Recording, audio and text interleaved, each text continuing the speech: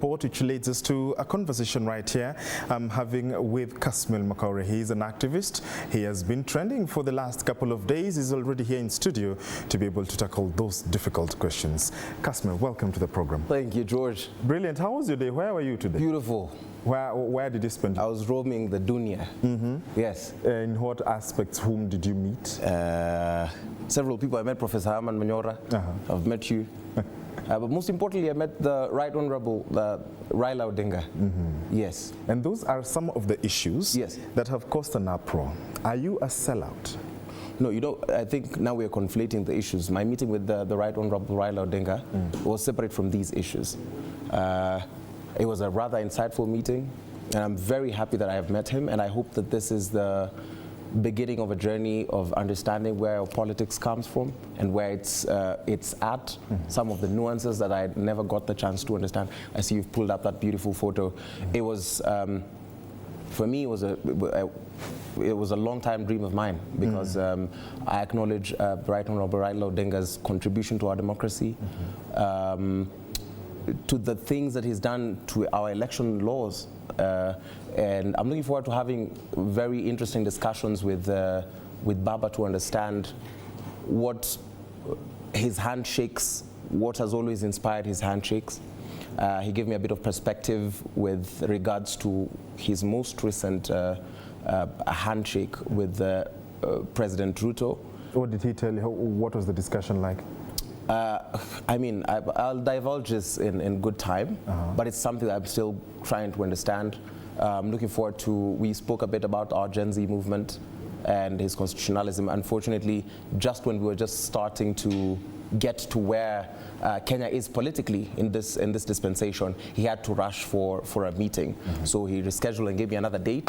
And I think this is the beginning of political education from the actual players, which I've never shied away from saying that I'm organizing to take political power, and who to learn from, better to learn from than the people who are actually part of the political scene. Yes, and to your question, am I a sellout? No, I'm not. So why do you think Kenyans have so much rage? Even when you put the post that you were coming, you know, they even said, why are you hosting a sellout? Why do you think there is so much outrage against you? You know, I think Kenyans want to peddle sensationalism. They do not want to do anything based on facts, and that's totally fine. That's upon them. However, it's also, I'm also just a man, and I will go where I am respected, where I am needed, not where I am tolerated. That's one of the things which these past 4 months have taught me, especially being in this movement, because Kenyans have put me in a rather awkward position where I will fight on the front lines and it will still not be good enough. Remember, 4 months ago, nobody knew me. People are threatening me with deplatforming as though I care. I had 400 followers on a platform like X, and that's why the other day I was telling them, I need all of you to unfollow that thing, because X was my place where I used to go and study philosophy, mathematical concepts, and just dabble with the sciences. Now I have to dumb down my posts so that they are consumable. I can't even use sarcasm on this page. So I was saying, reduce it, deplatform it. And I thought they were going to deplatform the whole thing by now.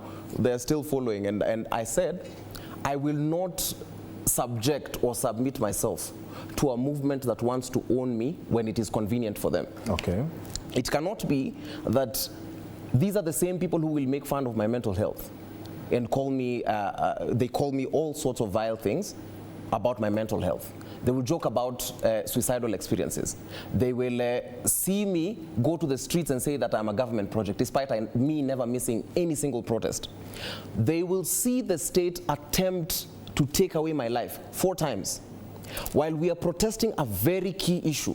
When we were saying that we wanted the entire presidency to go, they reduced the conversation when it came to me to a simple marathon. I cannot, by Jove, submit myself to such a vicious people. And that's why now I was called nothing now. When Nane failed, when they refused to show up on the streets, because this protest did not fail, because we did not have people. If Kenyans wanted to come to the streets on Nane Nane, they would have come, and it would have been a success. And then they call me a failure for not showing up for the post Nane Nane protests. After I say I will not show up for any other protest where I will lead any other person's child to their untimely death. After seeing what had happened. Then I am called a coward from running away from tear gas. I remember there's a man who met me last week when we were going to court to protest for Morara's release because of those flimsy charges that were leveled against him.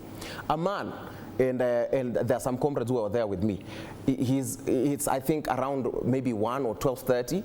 He's having his shoes shined and he says, Kasmuel, I didn't know that you're a coward. And I tell him, men your age used to go to war.